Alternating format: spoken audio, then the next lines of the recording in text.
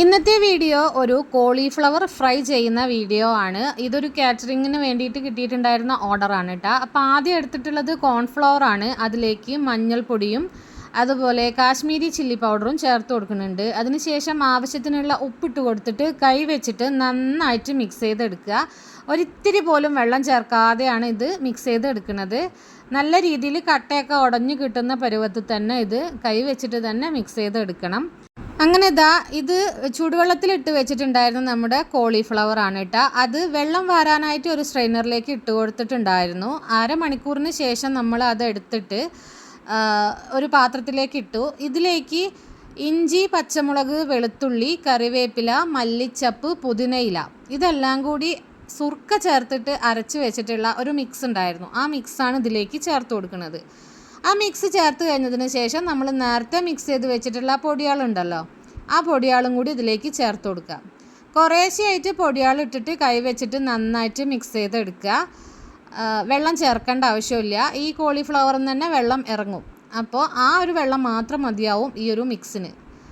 അങ്ങനെ കുറേശ്ശെ പൊടിയാൾ ഇട്ട് കൊടുത്ത് നമ്മുടെ ഈ ഒരു കോളിഫ്ലവറിനെ സെറ്റാക്കി റെഡിയാക്കി ഇവിടെ വെക്കുകയാണ് ചെയ്യണത്. ഇനി ഇതൊരു അരമണിക്കൂർ നേരം റെസ്റ്റ് ചെയ്യാനായിട്ട് വെക്കുകയാണ്. അപ്പോഴത്തേക്ക് ഈ മസാലയൊക്കെ ഈ ഒരു ഫ്ലവറിലേക്ക് നല്ലോണം പിടിച്ചോളും. അങ്ങനെ അരമണിക്കൂറെല്ലാം കഴിഞ്ഞതിന് ശേഷം നമ്മളിത് ഫ്രൈ ചെയ്യാൻ പോവുകയാണ്. അതിനായിട്ടൊരു ഓട്ടുരുളി വെച്ച് കൊടുത്തിട്ടുണ്ട്. ഉരുളി നന്നായി ചൂടായി വന്നപ്പോഴത്തേക്ക് അതിൽ സൺഫ്ലവർ ഓയിൽ ഒഴിച്ചു കൊടുത്തു. ഓയിലും നന്നായി ചൂടായി വന്നപ്പോഴാണ് ഈ ഫ്ലവർ ഇതിലേക്ക് ഇട്ട് കൊടുക്കുന്നത്. പ്രത്യേകം ശ്രദ്ധിക്കണം, നല്ലോണം ചൂടായിട്ടുള്ള എണ്ണയിലേക്ക് മാത്രമേ ഇത് ഇട്ട് കൊടുക്കാൻ പാടുള്ളൂ. അതല്ലാന്നുണ്ടെങ്കിൽ നമ്മൾ ഈ ചേർത്തിട്ടുള്ള മസാലയൊക്കെ ഉണ്ടല്ലോ, അത് ആ ഉരുളിയിൽ തന്നെ ഒട്ടിപ്പിടിക്കും. അപ്പം നമ്മുടെ ഫ്ലവറിലേക്ക് ഒന്നും പിടിക്കാതെ ഫ്ലവർ അതുപോലെ തന്നെ ഇങ്ങനെ ചുങ്ങിയ പോലെ കിട്ടും. മസാല മുഴുവനും ആ എണ്ണയിൽ തന്നെ പോയിട്ടുണ്ടാവും. ഇപ്പോൾ കണ്ടില്ലേ, നല്ല ചൂടായ എണ്ണയിലേക്ക് ഇട്ട് കൊടുത്തത് കാരണം നമ്മുടെ എണ്ണയിലൊന്നും ഒരു മസാല പോലും പിടിച്ചിട്ടില്ല.